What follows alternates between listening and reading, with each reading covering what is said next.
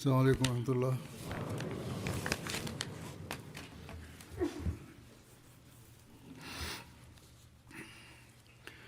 أشهد أن لا إله إلا الله وحده لا شريك له وأشهد أن محمدا عبده ورسوله. أما بعد فأعوذ بالله من الشيطان الرجيم. بسم الله الرحمن الرحيم. الحمد لله رب العالمين الرحمن الرحيم مالك يوم الدين. إياك نعبد وإياك نستعين. اهدنا الصراط المستقيم صراط الذين أنعمت عليهم غير المغضوب عليهم ولا الضالين. مثل الذين ينفقون أموالهم في سبيل الله كمثل حبة أنبتت سبع سنابل في كل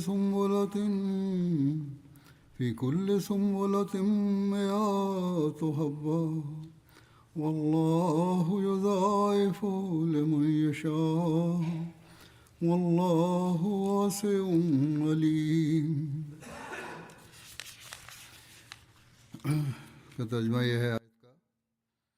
من الأول من نوفمبر تبدأ بفضل الله تعالى السنة المالية الجديدة للتحريك الجديد في الجماعة الأحمدية، ومن هذا المنطلق يصدر الإعلان ببداية السنة الجديدة للتحريك الجديد، وتذكر التضحيات بالمال في السنة المنصرمة والتي قدمتها فروع الجماعة. كذلك يقال شيئا عن أهمية التضحية بالمال أيضا، وقبل أن أتناول بيان ذلك أود أن أذكر لكم أهمية التضحية وخلفية التحريك الجديد.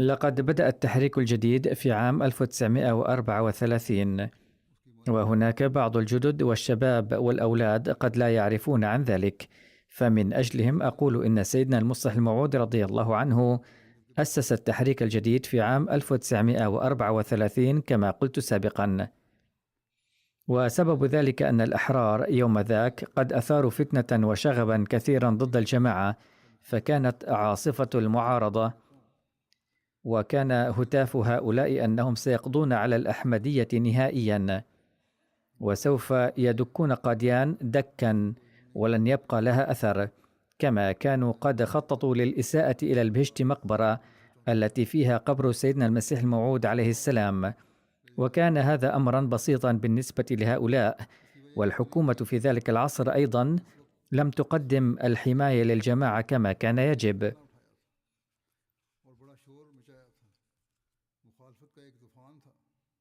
وبل من الأنسب أن نقول إنها كانت تدعم المعارضين.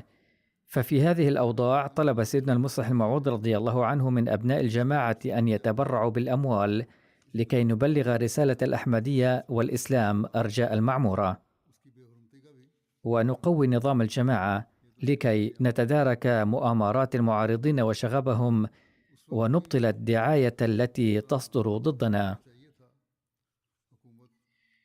بل نؤدي حق التبليغ والدعوة أيضا، لأننا إلى الآن لم نؤدي حق التبليغ بجدية كما كان يجب. فبهذه الفكرة أعلن سيدنا المصلح الموعود رضي الله عنه بدء التحريك الجديد، وقال أيضا إننا سننشر رسالة الإسلام الأحمدية في هذا البلد وفي العالم كله، لكي لا يسعى العدو لإلحاق الضرر بأهدافنا، بمعنى إذا كانت في موضع معارضة فليظهر التقدم في موضع آخر وينتشر نظام الجماعة بانتظام. اليوم نرى بفضل الله تعالى أن رسالة الإسلام الحقيقي الأحمدية قد بلغ جميع بلدان العالم، وأن دعاتنا يعملون فيها، فقد بنينا المساجد والمدارس والمستشفيات في بلاد عدة، والدعاة والمربون يوفقون لخدمة الإسلام. كما ننشر الكتب وتعمل استديوهات MTA في شتى البلاد، إضافة إلى الاستوديو المركزي الذي يبث البرامج في العالم كله، وأقيمت محطات إذاعة. صحيح أن نفقات هذه الأعمال تسد من تبرعات أخرى أيضا، لكن التحريك الجديد له إسهام كبير فيها. فبالتحريك الجديد قد تم إعداد الدعاة، وبفضل الله تعالى قد بنيت الجامعات الأحمديات في 6 بلاد أو 7، حيث يتخرج الدعاة وينتشرون في أرجاء المعمورة لنشر الإسلام والأحمدية. وإنما ادعاه الأحرار من أنهم سيدكون قاديان دكا ويقضون على الأحمدية قضاء باتا، وهو ما يكرره المعارضون كل يوم إلى الآن. فقد عقدوا مؤتمرا في الآونة الأخيرة في روبوا كرروا فيه أيضا نفس الادعاء، فنرد عليهم كل عام بتقدم الجماعة وذكر أفضال الله تعالى علينا، فالذين ينضمون إلى الجماعة الأحمدية مبايعين هم جواب هذه الادعاءات. وإن رقي الجماعة المنتشرة في 220 بلدا جواب لهؤلاء. أن انظروا أنكم كنتم تعلنون أنكم ستقضون على الأحمدية، لكن الله تعالى ينزل علينا هذه الأفضال، حيث تحرز الجماعة تقدما إثر تقدم بانتظام.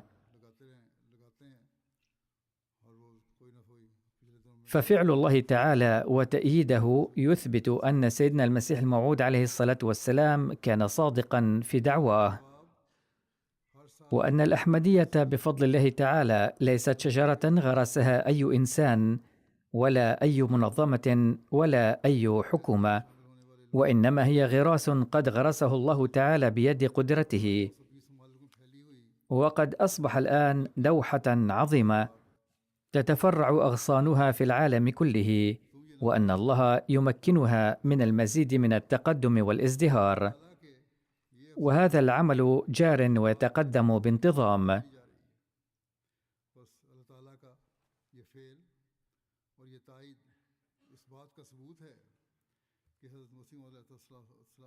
فقد قال الله تعالى في هذه الآية التي تلوتها: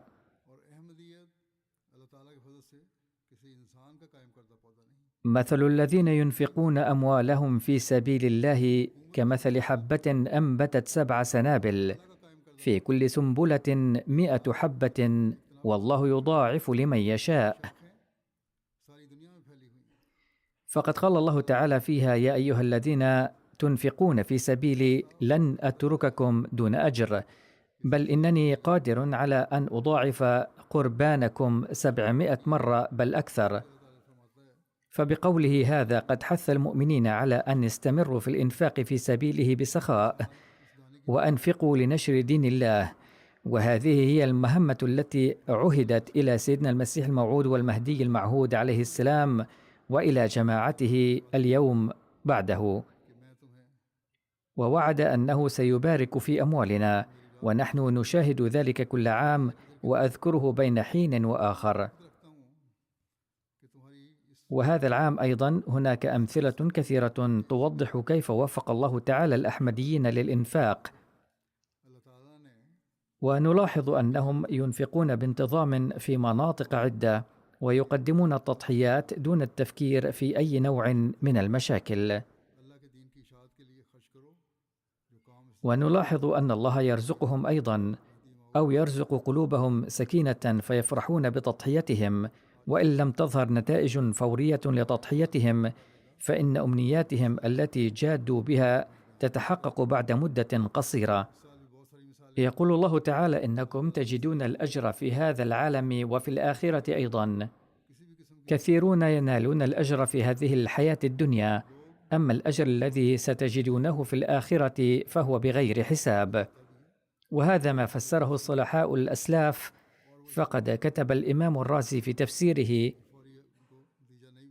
لقد وعد الله تعالى أنه يعيد المال الذي نضحي به في سبيله بأضعاف مضاعفة، فقد كتب عن ذلك: إنما ذكر الأدلة على قدرته بالإحياء والإماتة من حيث لولا ذلك لما يحسن التكليف بالإنفاق، لأنه لولا وجود الإله المثيب المعاقب لكان الإنفاق في سائر الطاعات عبثا، أي إذا لم تكن هناك دينونة لما قال الله تعالى: أنفقوا في سبيلي فسوف أرزقكم. إنما المقصود من أمره تعالى هذا أنه يجزي من يضحي من أجله، كما يعاقب من يرتكب الذنوب والمعاصي. فقد كتب: فكأنه تعالى قال لمن رغبه في الإنفاق: قد عرفت أني خلقتك وأكملت نعمتي عليك بالإحياء والإقدار، وقد علمت قدرتي على المجازاة والإثابة. فليكن علمك بهذه الأحوال داعيا إلى إنفاق المال، فإنه يجازي القليل بالكثير. ثم ضرب لذلك الكثير مثلا، وهو أن من بذر حبة أخرجت 7 سنابل في كل سنبلة 100 حبة، فصارت الواحدة 700.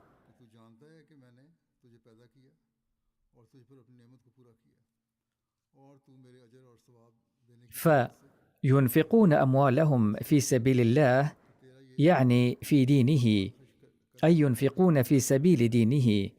فنحن أبناء الجماعة نرى كل يوم كيف يحقق الله تعالى وعوده وقوله هذا. لقد قال سيدنا المصلح الموعود رضي الله عنه أيضا في تفسير هذه الآية: إنكم إذا أنفقتم أموالكم على أعمال الدين فسوف يكثر الله أموالكم كما يخلق من حبة واحدة 700 حبة، بل سوف يزيدكم أكثر من ذلك.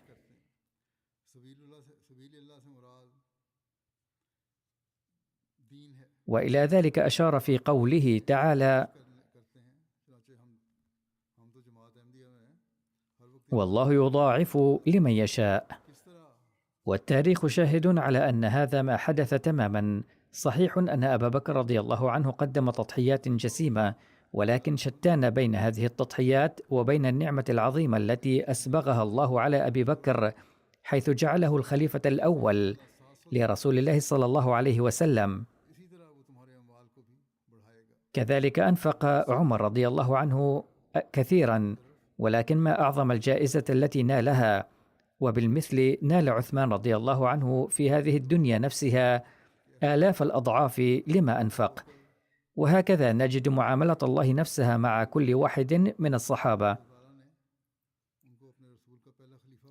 خذوا مثلا عبد الرحمن بن عوف رضي الله عنه، فإنه لما توفي كان عنده ما يساوي 30 مليونا من الروبيات، فضلا عن الملايين التي كان ينفقها في حياته في سبيل الله. كذلك ترك الصحابة أوطانهم فوجدوا أوطانا أفضل، وتركوا إخوانهم وأخواتهم فوجدوا إخوة وأخوات أفضل، وغادروا آباءهم فوجدوا أفضل أب في شخص النبي صلى الله عليه وسلم. باختصار، إن الذي يضحي في سبيل الله لا يظل محروما من خير الجزاء أبدا. لقد سبق أن ذكرت سيرة الصحابة البدريين في سلسلة الخطب الماضية، كما أن ذكر حسناتهم وتضحياتهم يتخلل أيضا سيرة النبي صلى الله عليه وسلم التي أبينها في خطبي على ضوء الغزوات. انظروا كيف أن الله تعالى ظل ينعم عليهم بفضله باستمرار، ونرى في التاريخ أن الله تعالى لم يدعهم ليضيعوا، بل أنعم عليهم بغير حساب. والله تعالى قد تحدث عن الإنفاق في سبيله في مواضع كثيرة، فتارة يقول: أنفقوا مما تحبون لأعطيكم أجركم وأبارك في أموالكم وأشملكم بأفضال باستمرار. وإن أفضال الله هذه نشاهدها دائما. إن كل أحمدي ينفق اليوم أيضا بصدق القلب يشعر بذلك، ويكتب لي هؤلاء المضحون في سبيل الله قصصهم بما يذهل المرء، كيف أن الله تعالى يوفقهم للتضحية وكيف يزيدهم إيمانا مع إيمانهم. وسوف أقرأ على مسامعكم بعضها كمثال، ولكن قبل ذلك أود بيان بعض الأمور العلمية والتاريخية وبعض الأحداث أيضا.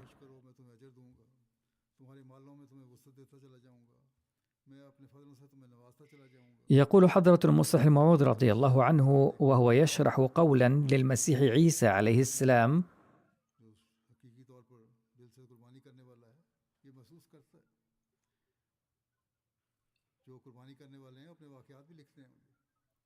اكنزوا لكم مالا في السماء حيث لا يفسده سوس ولا صدأ، وحيث لا ينقب سارقون ولا يسرقون.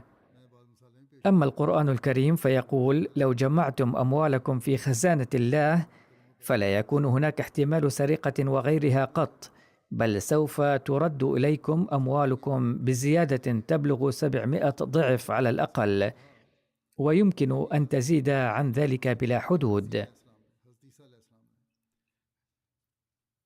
ثم يقول المسيح عليه السلام: في السماء لا يمكن أن يفسد سوس الغلال.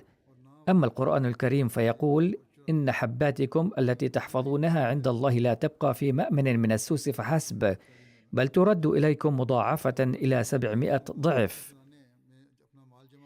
لا شك أن الله تعالى ليس بحاجة إلى معونة أحد، ولكنه تعالى يريد رحمة بعباده أن يتيح لهم الفرصة للخدمة ليرفع بها درجاتهم، كما يمكن أن يزيد جزاء حسناتهم إلى 700 ضعف في هذه الدنيا. أما في الآخرة فيزيد أجرهم أضعافا كثيرة، فالله تعالى قد وعد بزيادة الجزاء إلى 700 ضعف، وليس في هذه الدنيا بل في الآخرة أيضا، ويزيده باستمرار. لقد فسر حضرة الخليفة الأول رحمه الله تعالى هذه الآية في موضع فقال: اعلموا جيدا أن التبرعات التي يطلبها الأنبياء لا يطلبونها لأنفسهم، بل لكي يعطى هؤلاء المتبرعون شيئا، أي أن الأنبياء يدعون للإنفاق من أجل منفعة المتبرعين والمضحين أنفسهم، إذ يقولون لهم: أنفقوا ليشملكم الله بفضله ويزيد أموالكم. ثم يقول حضرة الخليفة الأول رضي الله عنه: إن لله سبلا كثيرة للعطاء، منها ما ذكر في بداية هذه السورة أي البقرة، أعني قوله تعالى: ومما رزقناهم ينفقون، وذلك في الآية رقم 4. ثم ذكر ذلك بقوله تعالى: وآتى المال على حبه، وهذا أيضا في سورة البقرة. ثم قال تعالى في هذا الجزء نفسه: أنفقوا مما رزقناكم، وهذا أيضا في سورة البقرة. ثم قال حضرته رضي الله عنه: أما الآن فأبين مسألة الإنفاق في سبيل الله بوضوح أكثر. ورد في الإنجيل جملة واحدة: من سألك فأعطه. أما القرآن الكريم فأكمل بيان هذا الموضوع في 5 ركوعات مفصلا. السؤال الأول هو: لماذا يعطي المرء أحدا؟ فبين الله تعالى ذلك وقال: أعطوا من ينفق لإعلاء كلمة الله. ومثاله كأن يزرع المرء في الأرض حبة الدخن فتنبت منها سنابل عديدة، والله يضاعف لمن يشاء، علما أن هذه الزيادة قد ذكرت حينا 10 أضعاف مقابل 1، وحينا آخر ذكرت 700 ضعف مقابل 1، وهذا الفرق قد جاء نظرا إلى الحاجة والقيمة والقدر والموقف. فمثلا إذا كان المرء على شاطئ نهر وكان الطقس شتاء والمطر نازلا، فسأله سائل ماء فأعطاه كأس ماء، فهذا ليس بأمر ذي بال، لأن هناك ماء كثير. أما لو سقى المرء شخصا مصابا بالحمى الشديدة ومضطربا وموشكا على الموت من شدة العطش وفي فلاة وقت الظهيرة، لكانت هذه حسنة عظيمة. فبناء على مثل هذه الفروق جعل الله فرقا بين الأجور، تارة تكون التضحية عظيمة نظرا إلى الحاجة العظيمة فيزيد الله أجرها إلى 700 ضعف أو أكثر من ذلك، وتارة أخرى لا تكون التضحية كبيرة لهذه الدرجة ولكن تكون الحاجة للتضحية كبيرة أيضا، ومع ذلك لا يترك الله المضحي دون أجر، بل يجزيه ضعفين أو 10 أضعاف. هذه هي الأمثلة التي ضربها حضرة الخليفة الأول رضي الله عنه بصدد إنفاق المال، وقد بين بهذا الشأن قصة لرابعة العدوية كمثال، وهي بينما كانت رابعة العدوية في بيتها ذات يوم إذ جاءها ضيوف كثيرون، ولم يكن في بيتها إلا رغيفان، فأمرت جاريتها بأن تتصدق بهما. فقالت الجارية: لقد جاءك ضيوف كثر، وتقولين لي أن أتصدق بهذا الخبز القليل الموجود أيضا. وبعد برهة جاء من خارج البيت نداء امرأة فقالت: إن سيدة ثرية من جاراتك أرسلت لك هذا الطعام. فلما وضع أمام رابعة العدوية عدت الأرغفة، فكانت 18 رغيفا، وكانت رابعة العدوية مقربة عند الله تعالى، وكانت تؤمن وتوقن بأن الله تعالى سيحقق ما تقول حتما. فقالت: لقد تصدقت برغيفين، فيجب أن أعطى بزيادة، ويجب أن تكون 10 أضعاف. فقالت للجارية: هذه الأرغفة ليست لي، لقد جاءني 20 ضيفا، فيجب أن يأتيني من عند الله 20 رغيفا على الأقل. إن هذا الطعام ليس لي ولن آخذه، فأعيديه إلى صاحبته. فقالت الجارية: خذيه واعتبريه نعمة أرسلها الله لك. فقالت رابعة: كلا، لم يرسله الله من أجلي. وبينما هي في ذلك إذ ارتفع صوت السيدة الثرية وهي تقول لتلك الامرأة أو الخادمة: إلى أين ذهبت؟ لقد أعددت لرابعة البصرية طعاما آخر. فلما جيء بذلك الطعام كان 20 رغيفا. فهكذا يكون إيمان عباد الله الأولياء، وهكذا يكون الله عند حسن ظنهم به. وقد زاد حضرة الخليفة الأول رضي الله عنه موضوع الإنفاق شرحا، وبين غرض الإنفاق في سبيل الله تعالى، فقال: أنفقوا ابتغاء مرضات الله فحسب، أي لا تنفقوا لتمنوا، بل أنفقوا ليفرح الله بإنفاقكم ويرضى عنكم، إذ قد من علينا مننا لا تعد ولا تحصى. وأنفقوا أيضا في سبيل الدين، لأن الإنفاق من أجل دينه ضروري. من أجل ماذا؟ لنيل رضا الله تعالى، كما ذكر ليس منا. ليس لأحد ممن قدم تضحية منة على الجماعة، بل إنه منة الله تعالى عليكم، لأنه حين تنفقون في سبيله بنية صالحة فإنه يعطيكم أضعافا مضاعفة. قال المسيح الموعود عليه السلام: الذين ينفقون أموالهم في سبيل الله يبارك الله في أموالهم بطريقة تشبه حبة واحدة عندما تزرع، فتزرع واحدة، لكن الله يمكن أن يخرج منها 7 سنابل، وفي كل سنبلة 100 حبة. أي أن الزيادة على الشيء الأصلي هي مسألة مبدئية، فالزيادة على الشيء الأصلي هي من قدرة الله، وفي الحقيقة نحن جميعا نعيش بهذه القدرة الإلهية. ولو لم يكن الله قادرا على مضاعفة أي شيء من عنده لهلك العالم بأسره، ولم يبق كائن حي واحد على وجه الأرض. قال المسيح الموعود عليه السلام: المال هو الكبد في علم الرؤيا، أي إذا رأى أحد في المنام كبدا، وإذا رأى أنه أخرج كبده فهذا يعني أنه أخرج ماله. فإخراج الصدقات هو بمنزلة الفداء بالنفس، أي هناك أهمية كبيرة للتضحية المالية. فعندما يرفع المرء الصدقات يؤكد صدقه وثباته أيما تأكيد. والحق أن الكلام لا ينفع المرء شيئا ما لم يؤيده بعمله، وإنما تسمى الصدقة صدقة لأنها تضع العلامة على الصادقين، أي يثبت بذلك صدق إيمانهم.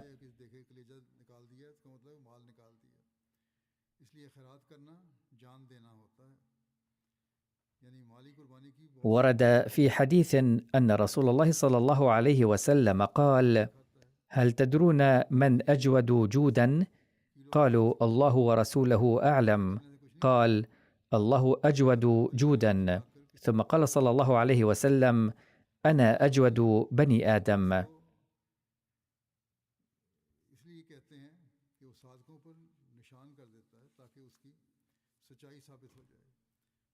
ثم وجه النبي صلى الله عليه وسلم إلى الصلاة والصيام والتضحية المالية أيضا. ورد في رواية أن رسول الله صلى الله عليه وسلم قال: إن الصلاة والصيام والذكر تضاعف على النفقة في سبيل الله ب700 ضعف.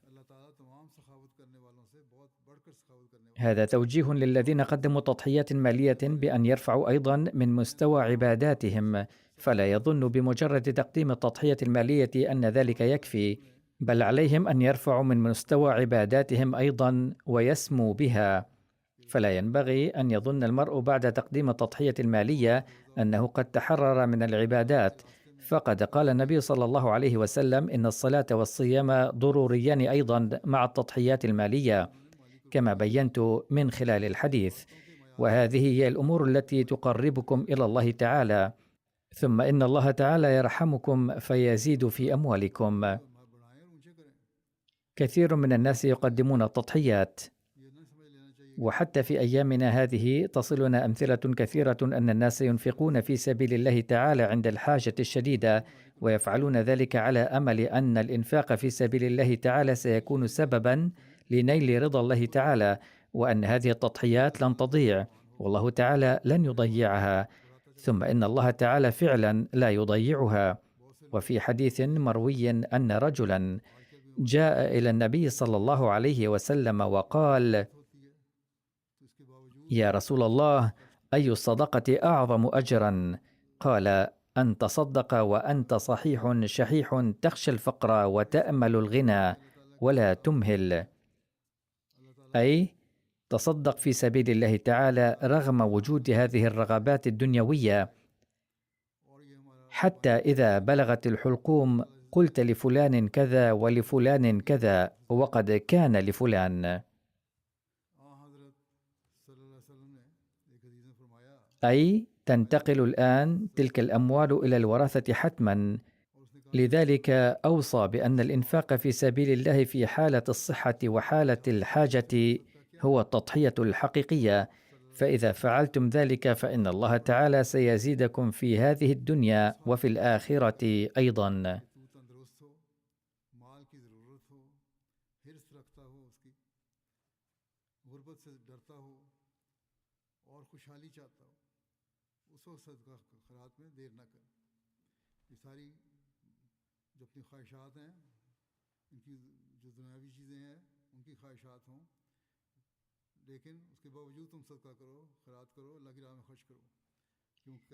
كانت أمثلة الصالحين كذلك في جماعتنا أيضا، حيث كانوا لا يعدون أموالهم عند الإنفاق في سبيل الله، بل كانوا ينفقون بسخاء.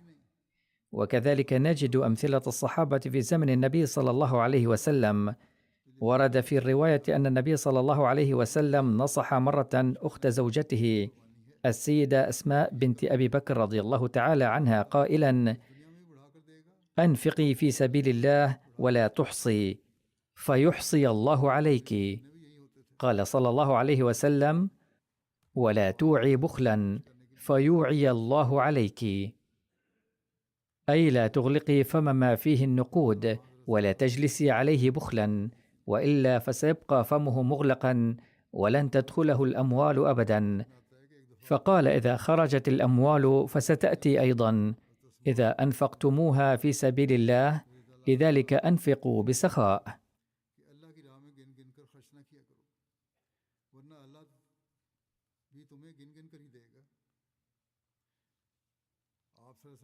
نرى في الجماعة أمثلة التضحية، ففي عهد سيدنا المسيح الموعود عليه السلام كان خليفة المسيح الأول رضي الله عنه يقدم تضحيات كثيرة. كان في عهد المسيح الموعود عليه السلام ينفق بلا حدود لإتمام مهمته ومساعدته. وقد ذكر حضرة المسيح الموعود عليه السلام ذلك بنفسه في أحد المواضع فقال: لو سمحت له، يعني حضرة مولانا نور الدين خليفة المسيح الأول رضي الله عنه، لضحى بكل شيء في هذا السبيل، وأدى حق البقاء الدائم في الصحبة المادية كما هو بالصحبة الروحانية. إنني لم أسمح له وإلا لكان ضحى بكل شيء. قال عليه السلام: أنقل هنا بضعة أسطر من بعض رسائله كنموذج. كتب حضرة خليفة المسيح الأول مولانا نور الدين رضي الله عنه في خدمة المسيح الموعود عليه السلام: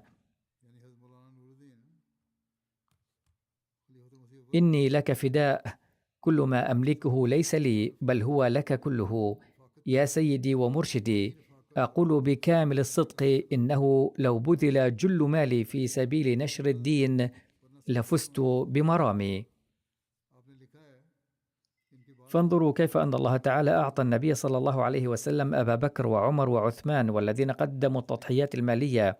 وبالمثل في هذا العصر بسبب اتباع المسيح الموعود عليه السلام لسيده أنعم الله عليه أيضا بخدام مثل أبي بكر الصديق رضي الله عنهم، الذين كانوا مستعدين للتضحية بكل شيء، وأظهروا نموذجا مثل أبي بكر الصديق رضي الله عنه. يقول المسيح الموعود عليه السلام: كذلك هناك وعود من الله تعالى بأن الذي ينفق لوجه الله يبارك الله له أضعافا مضاعفة، وسيعطى كثيرا في هذه الدنيا، ثم ينال جزاء الآخرة بعد الممات، وسيرى كم يحظى بالراحة والسعادة. قال المسيح الموعود عليه السلام: فأنا أوجهكم جميعا إلى هذا الأمر الآن من هذا المنطلق فقط، لتنفقوا أموالكم في سبيل تقدم الإسلام. البركة تنال في هذه الدنيا وفي الآخرة أيضا، وهذا ليس مجرد كلام بل نراه اليوم أيضا، ولا ينحصر ذلك في عهد المسيح الموعود عليه السلام حيث قال هذا الكلام، بل اليوم أيضا تصلني العديد من الواقعات التي تظهر كيف يرزقنا الله تعالى بركة في أموالنا بعد الإنفاق في سبيل الله، ويزيل مشاكل حياتنا ويقوي إيماننا. وسأذكر بعض الواقعات أيضا.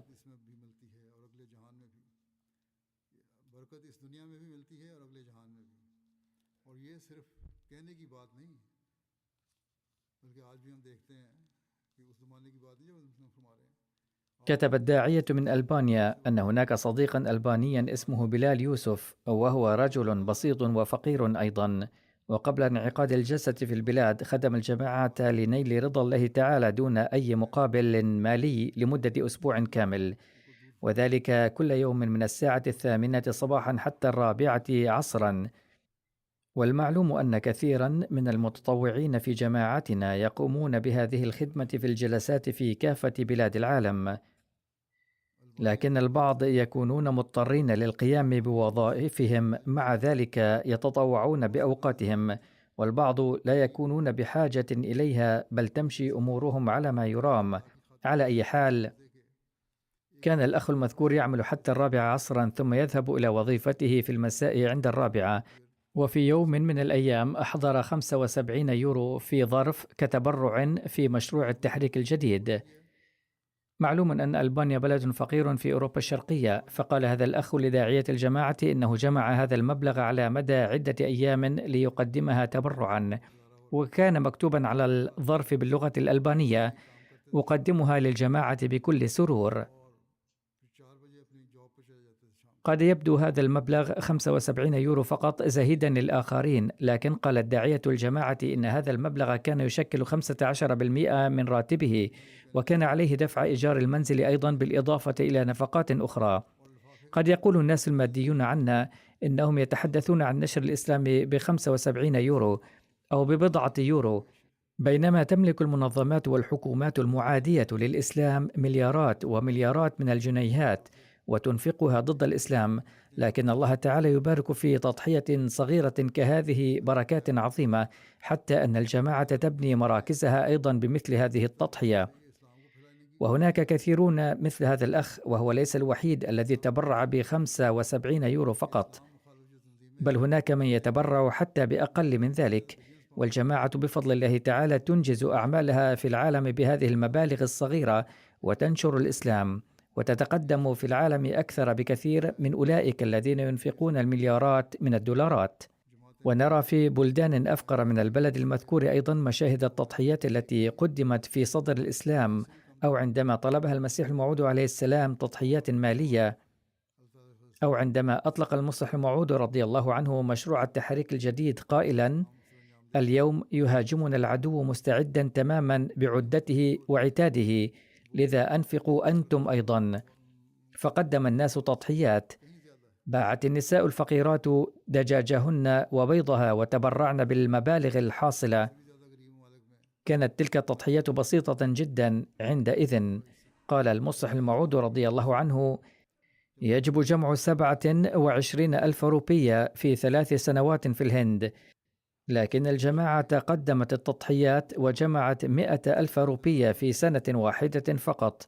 واليوم أيضا نرى مشاهد التضحيات في البلدان الفقيرة. في إندونيسيا هناك أخ اسمه جاوي مظفر يقول إن امرأة مسنة من الجماعة جاءت إلى زوجته وقدمت بضع حزم من الحطب بنية أن نشتريها منها، ولكننا ما كنا بحاجة إلى الحطب لأننا كنا قد اشتريناه واحتفظنا به سلفا. كان الراوي يعيش في بلدة صغيرة أو قرية صغيرة نائية، ففي البلاد الفقيرة التي ليست متطورة جيدا يحرق الفقراء الأخشاب أحيانا إذ لا يوجد فيها غاز، أو ربما يشعلون مواقد الكيروزين. على أي حال لا تزال الأخشاب تستخدم فيه. يقول الراوي إننا كنا نستخدم أشياء أخرى أيضا، لذا قلنا لتلك السيدة إننا لا نستخدم الأخشاب كثيرا وليس لنا حاجة بها، لكن لما كانت المرأة المسنة المسكينة قد أحضرت الحزم على رأسها اشترتها زوجتي منها رأفة بها. قيمة العملة الإندونيسية قليل جدا، فيتحدث الناس في الملايين، فاشتروا حزمة الحطب تلك ب100,000 روبية محلية التي تساوي بضع روبيات باكستانية فقط. على أي حال عندما اشتروها وأرادوا إعطائها المبلغ قالت السيدة: لم أحضر الحطب لآخذ منكم المال وأنفقه على نفسي، بل أردت أن أتبرع بهذا في صندوق التحريك الجديد، فاحسبوه من طرفي كتبرع في صندوق التحريك الجديد. وكانت زوجة الراوي مسؤولة في لجنة إماء الله، فأعطتها السيدة بائعة الحطب المبلغ كله ولم تأخذ معها ولو مليما واحدا. كذلك تروي سيدة أحمدية من أندونيسيا اسمها سيسليس إن ظروفها المالية كانت سيئة للغاية قبل بضعة سنوات. كان لديها طفل يبلغ من العمر 7 سنوات، وكانت حاملا بالطفل الثاني. عندما ولد الطفل الثاني كان عيد الأضحى قريبا، وكان عليهم الثلاثة أن يدفعوا مبلغا قدره 1,200,000 روبية في صندوق التحريك الجديد لإيفاء وعدهم في المشروع. كما قلت قبل قليل، قيمة العملة المحلية منخفضة جدا هناك، وهناك أيضا نرى الحماس نفسه الذي نراه في أسوة الأسلاف. تقول الراوية: إن وعدنا كان 1,200,000 روبية، وأردنا أن ندفع التبرع في الصندوق التحريك الجديد ونكتب إلى خليفة المسيح نصره الله للدعاء. بذلنا قصارى جهدنا لدفع هذا التبرع بطريقة ما، لكن بسبب الفقر بدا ذلك صعبا. تقول: كان لدي حساب بنكي بمبلغ صغير جدا، ولكن عندما فحصته وجدت فيه 1,250,000 روبية، ولو دفعنا كل هذا المبلغ لما بقي لدينا شيء. لكن مع ذلك قررنا أن ندفع 1,200,000 روبية نيابة عن الزوج والزوجة والطفل الأكبر، وأن ندفع 50,000 المتبقية نيابة عن الطفل الصغير. ففعلنا، وبذلك نفد المال كله ولم يبقى عندنا شيء. لكننا لم نقلق على ذلك، بل شعرنا بالسعادة في قلوبنا لأننا أوفينا بوعدنا وأشركنا طفلنا المولود حديثا أيضا في المشروع. وكان من فضل الله تعالى العجيب أننا حصلنا بعد أسبوع واحد فقط على مبلغ قدره 12 مليون روبية، وعندها أيقنا أن الله تعالى أوفى بوعده فورا بمضاعفة المبلغ 10 مرات. يقول داعيتنا في غانا: عندما أسمعنا الإخوة خطب سيدنا أمير المؤمنين أيده الله تعالى بنصره العزيز المثيرة للإيمان، تبرع أحد الإخوة الأفارقة من غانا في سبيل الله بآخر مبلغ في جيبه، وقال لاحقا: بمجرد خروجي من المسجد تلقيت مكالمتين هاتفيتين غيرتا مجرى حياتي. اتصل بي عميلان وعرضا علي وظيفة أو فرصا جذابة حصلت منها على ربح يزيد 20 مرة على المبلغ الذي تبرعت به. هذا الحادث غير العادي تذكير قوي بحقيقة كيف يكافئ الله تعالى من يضحون في سبيله بمكافآت فورية لا مثيل لها. هذا الحادث زاده إيمانا أيضا. تكتب زوجة داعية الجماعة في كينيا إن ولادة طفلها الأول كانت قريبة، وظهرت تعقيدات كثيرة أقلقتني جدا، وقد عبر الأطباء أيضا عن قلقهم. تقول: أخبرت زوجي بكل شيء وأنني قلقة جدا بهذا السبب. قال لي زوجي: ادع الله تعالى والله هو سندنا، وآخر ما يمكننا القيام به فورا هو أن نقدم التضحية المالية. إن السنة المالية لمشروع التحريك الجديد موشكة على الانتهاء قريبا، فادفعي تبرعك المتبقي في صندوق التحريك الجديد وترك الأمر لله وهو سيتولى الأمر. أقول: يا لها من حالة إيمانية عجيبة لهؤلاء الناس. تقول السيدة إنها فعلت ذلك، وبعد بضعة أيام رأت في المنام مقدم المسيح الموعود عليه الصلاة والسلام مرتديا معطفا أسود اللون، وعلى رأسه عمامة، وفي يده عصا أيضا. وقال لهذه السيدة: لا تقلقي، ستتم ولادة الطفل بخير وعافية، لكنه سيولد من جنبك.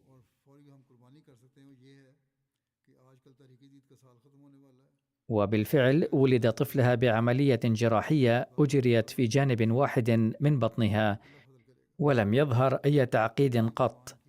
على أي حال، ترى هذه السيدة أن كل هذا كان نتيجة فضل الله تعالى بسبب تضحيتهم، وقد أنزل الله بركاته، وإلا فخلال فترة الحمل عندما كان الطفل على وشك الولادة أعرب الأطباء عن مخاوف كثيرة كما قالت من قبل. فهكذا يقوي الله تعالى إيمان الأحمديين المقيمين في بلاد نائية أيضا بتزويدهم بالبشارات، وفي الوقت نفسه يؤيد صدق المسيح الموعود عليه الصلاة والسلام أيضا. لقد كتب الداعية المسؤول في غينيا كوناكري: كنت أروي لأفراد الجماعة الأحداث المثيرة للإيمان الواردة في خطب خليفة المسيح، ولفت انتباههم إلى ضرورة التضحية في أداء التبرعات والتقدم فيها نحو الأمام. وكذلك وجهت الجميع إلى دفع وعود التحريك الجديد نظرا إلى انتهاء سنته، إذ إن ميزانيتنا لهذا الصندوق لم تكتمل ويجب علينا إتمامها.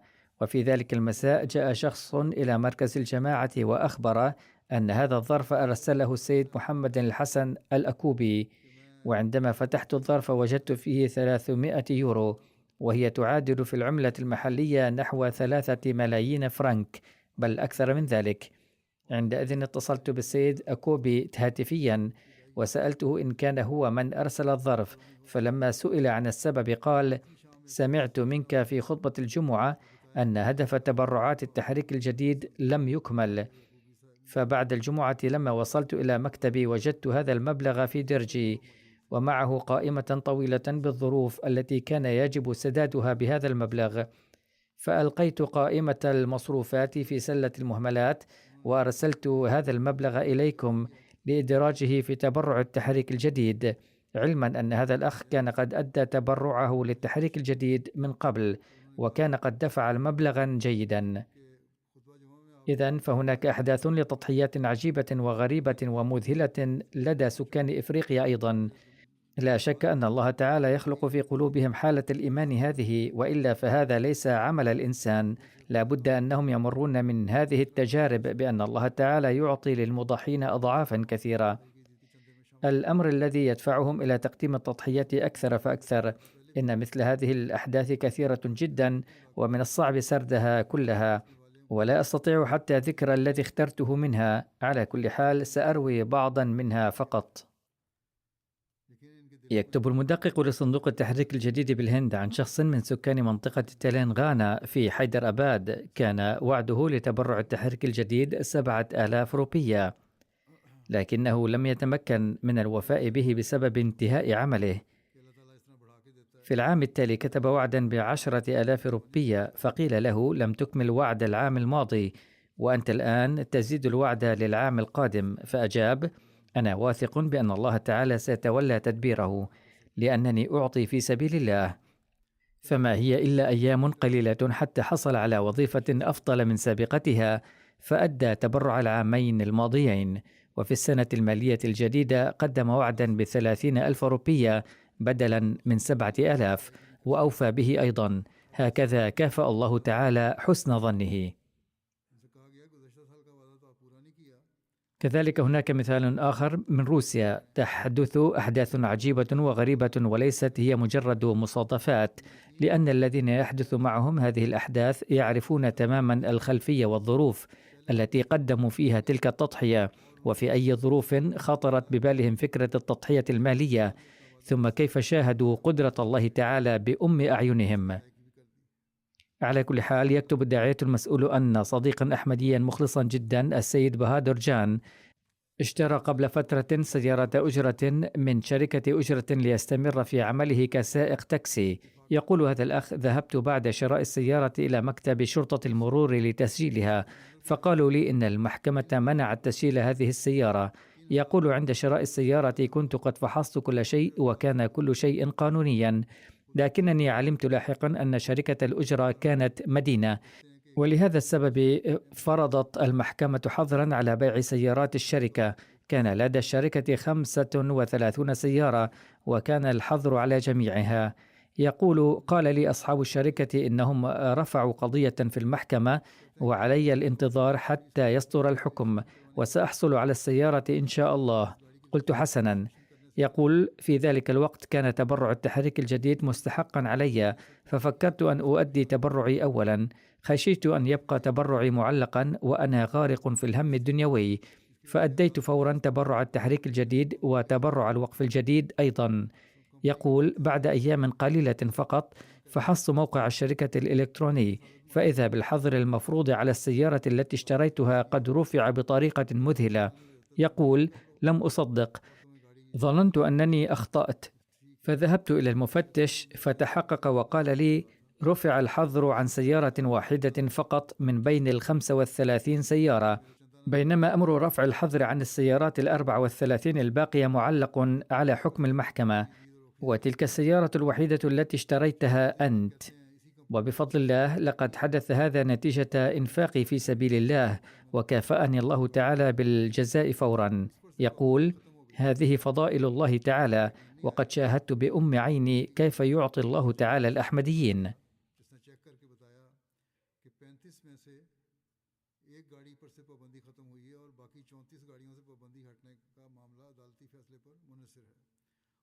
ثم يكتب الداعية في منطقة سيكاسو في مالي أن الله تعالى يربي المبايعين الجدد بصورة عجيبة ويميل قلوبهم نحو التضحية المالية. جاء السيد موسى أحد المبايعين الجدد من المدينة بمبلغ 1,000,000 فرنك سيفا، وقال: اقتطعوا منه 500,000 كحصة ملكية المنزل، و400,000 كتبرع الوصية، و100,000 للتحريك الجديد والوقف الجديد. فلما سئل عن هذا المبلغ قال: كنت منذ مدة طويلة أجمع المال لمشاريع دنيوية مختلفة، وكان كل انتباهي ودعائي نحو تحقيق تلك المشاريع. لكنني بالأمس بعد أداء صلاة التهجد استلقيت فرأيت أنه جاءني في المنام 3 أشخاص يرتدون ثيابا بيض. خاطبني الأول قائلا: أنت أحمدي، ومع ذلك توجه كل انتباهك نحو الدنيا. كيف أن الله تعالى يربي هؤلاء؟ الأفضل أن تهتم بالآخرة أكثر. ثم قال الثاني: لم تؤدي بعد حصة ملكية منزلك فأدها. ثم خاطبني الثالث: لديك 4 ملايين في الحساب بالبنك فأدي وصيتها فورا. لذلك لم يعد جائزا لي كأحمدي بعد هداية الله تعالى أن أستخدم هذا المال لغرض آخر، فاقتطعت هذا المبلغ في التبرعات المختلفة.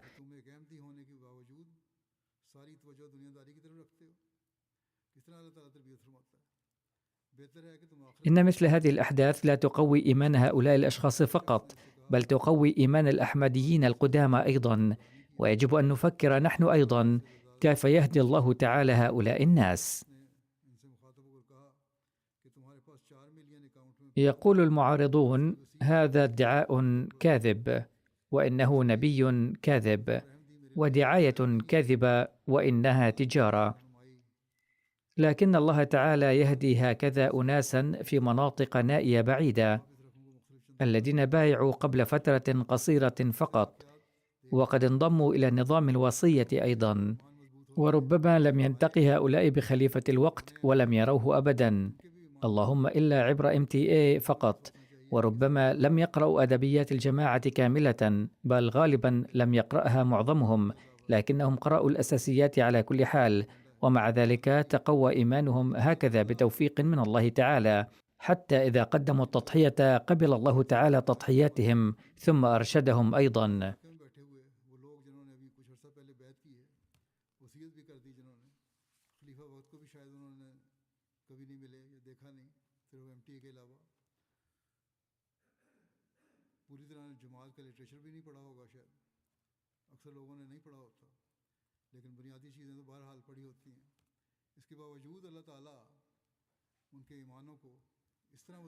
وهناك أحداث أخرى كثيرة أتركها في الوقت الحاضر لأن لها قائمة طويلة. على كل حال سأذكر باختصار فضائل الله تعالى على الجماعة هذا العام، والتضحيات التي قدمها أفراد الجماعة، والتي ورد ذكرها في تقارير التضحيات من فروع الجماعة. كل هذا من أفضال الله تعالى التي يجب أن نتذكرها دائما، ونرى كيف يخلق الله تعالى في الجدد والقدامى مشاعر تربوية تدفعهم نحو القيام بالتضحيات.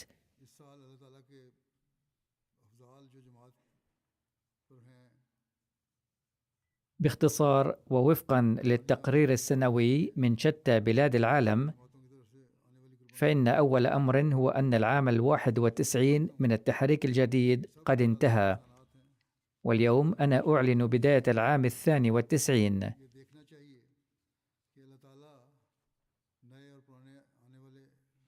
وقد وفق الله تعالى الجماعة هذا العام لتقديم 19,550,000 جنيه استرليني، أي أكثر من العام الماضي ب1,564,000 جنيه استرليني تقريبا.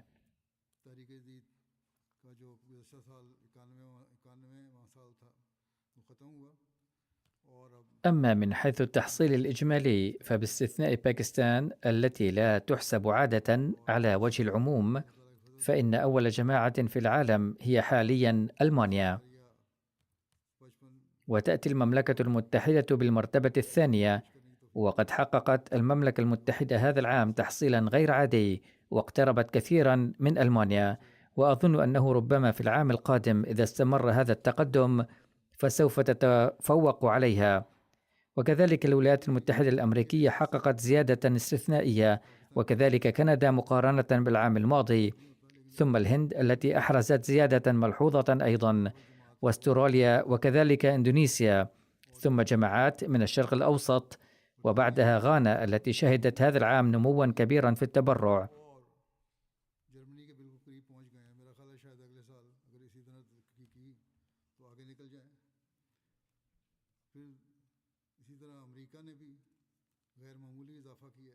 ومن ضمن الجماعات التي أحرزت زيادات كبيرة أيضا موريشيس وهولندا.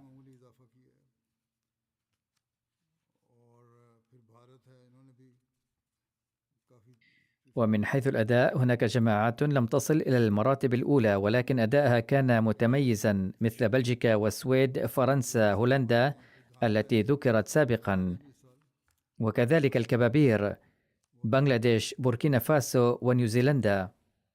وفي بوركينا فاسو الأوضاع سيئة جدا، هناك أيضا سيراليون، بنين، مالي، حيث الأوضاع أيضا سيئة جدا وتحدث هجمات من جانب الإرهابيين، ثم النيجر، تركيا، جورجيا، وجماعات من الشرق الأوسط واستراليا. وفي إفريقيا من حيث إجمالي التحصيل أذكر أعلى 5 جماعات، وهي غانا، موريشيس، نيجيريا، بوركينا فاسو، تنزانيا، وهناك أيضا جماعات أخرى إلى جانب هذه.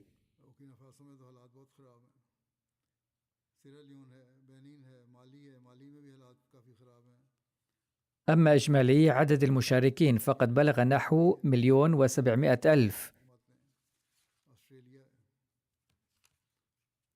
ووفقا للتقرير هذا العام فإن المكتب السادس الذي أعلن عنه قبل عامين بلغ عدد المنضمين إليه 43,586 شخصاً. وينبغي للجماعة أن تلاحظ أن من ينضمون حديثاً إلى تحريك الجديد يجب أن يحسبوا ضمن المكتب السادس وأن ترسل التقارير إلى وكالة المال. أول 10 جماعات في ألمانيا هي رودغاو، أوسنابروك، بينبرغ، نيدا، فلورسهايم، رودرمارك، بريمن، نيوفيد، فرايبورغ، ميتي، كوبلنز. وأما 10 مقاطعات فهي هامبورغ، ثم فرانكفورت، ثم غروسكيراو، فيسبادن، ريتشتات، مانهايم، ديسنباخ، مورفلدن، فالدورف، روسلسهايم، دارمشتات. المناطق الخمس الأولى في بريطانيا هي إسلام آباد، ثم بيت الفتوح، ثم مسجد الفضل، ثم بيت الإحسان، ثم الشمال الشرقي. والجماعات 10 الكبرى هي إسلام آباد، ثم آش، ثم وستر بارك، ثم ساوث تشيم، والسو، فارنهام نورث، ألدرشوت ساوث، مسجد الفضل، فارنهام ساوث، يول. وأما الجماعات الصغيرة فهي إليمنتس بارك، سبين فالي، كيثلي، برنتوود، والجامعة في المملكة المتحدة. أما في الولايات المتحدة فأول 10 جماعات هي شمال فيرجينيا، ميريلاند، لوس أنجلوس، سياتل، شيكاغو، دالاس، وادي السيليكون، شمال جيرسي، جنوب فيرجينيا، وسط جيرسي، بالتيمور، ديترويت. والمقاطعات المحلية في كندا هي فان، ثم كالغاري، ثم بيس فيليج، ثم فانكوفر، تورونتو الغربية، برامتون الشرقية، ميسيساغا.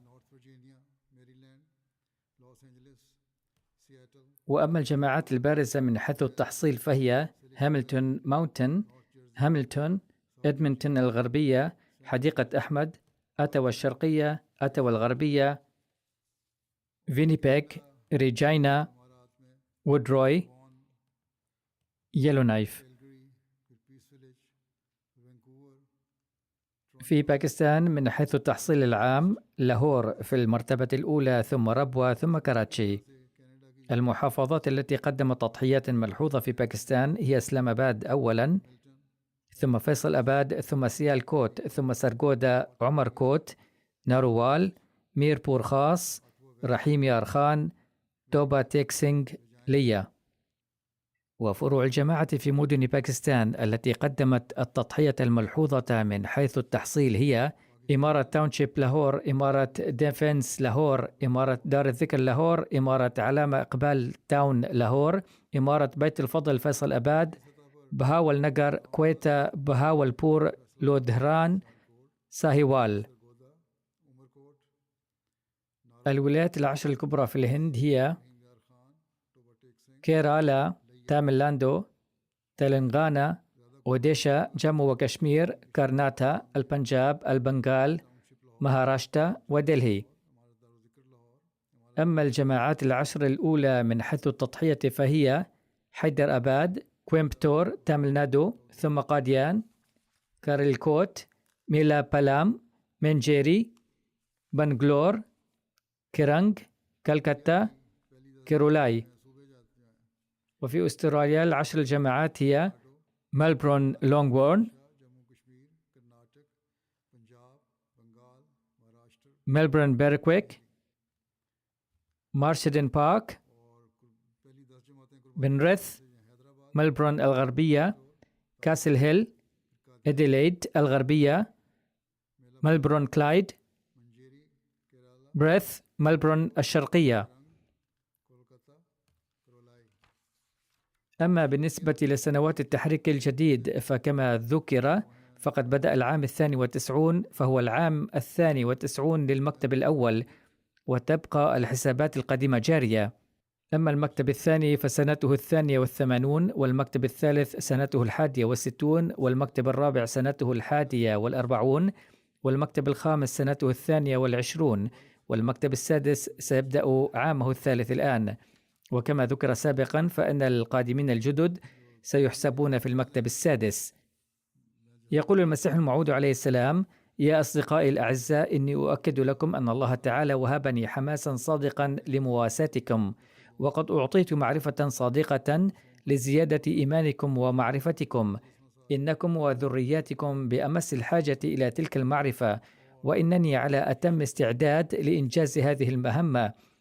فانصروا في المهمات الدينية بأموالكم الطيبة، فكل من أعطاه الله السعة ووهب له القدرة يجب ألا يدخر جهدا في هذا السبيل، وألا يؤثر أمواله على الله والرسول، كي أعمل بدوري وقدر استطاعتي على نشر تلك العلوم والبركات التي وهبتها لي روح الله المقدسة بواسطة المؤلفات في آسيا وفي البلاد الأوروبية.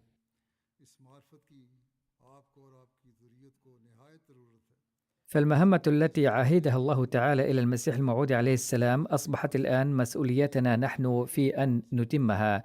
فالله تعالى بفضل هذه التضحيات المالية يوفقنا لإيصال رسالة الإسلام في آسيا وأوروبا وأمريكا وإفريقيا والبلاد العربية وبلدان أمريكا الجنوبية والجزر في كل مكان. وليس الأمر مقصورا على التضحيات المالية التي يقدمها الناس المقيمون هنا في أوروبا، بل إن أهل تلك البلاد أيضا، كما قدمت أمثلة لذلك، يشتركون في التضحيات المالية بنشاط وحرص عظيم. نسأل الله تعالى أن يتقبل تضحياتهم ويبارك في أموالهم وأنفسهم، ويبارك بلا حدود في جهودنا، ويخرج منها أفضل النتائج، وأن يرينا قريبا قيام حكومة الله الواحد في العالم، وراية سيدنا محمد صلى الله عليه وسلم ترفرف خفاقة في كل مكان.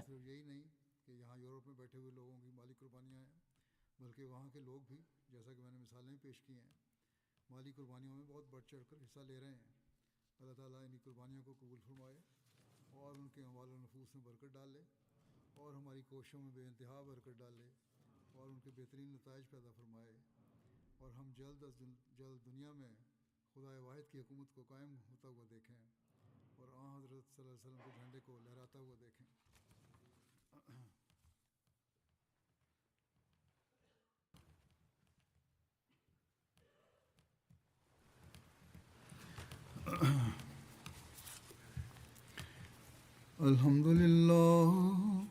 الحمد لله نحمده ونستعينه ونستغفره ونؤمن به ونتوكل عليه ونعوذ بالله من شرور أنفسنا ومن سيئات أعمالنا. من يهده الله فلا مضل له ومن يضلل فلا هادي له. ونشهد أن لا إله إلا الله ونشهد أن محمدا عبده ورسوله. عباد الله رحمكم الله، إن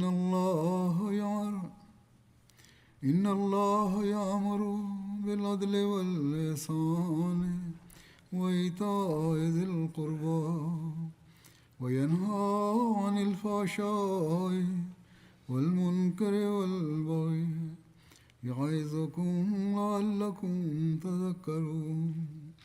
اذكروا الله يذكركم وادعوه يستجب لكم ولذكر الله أكبر.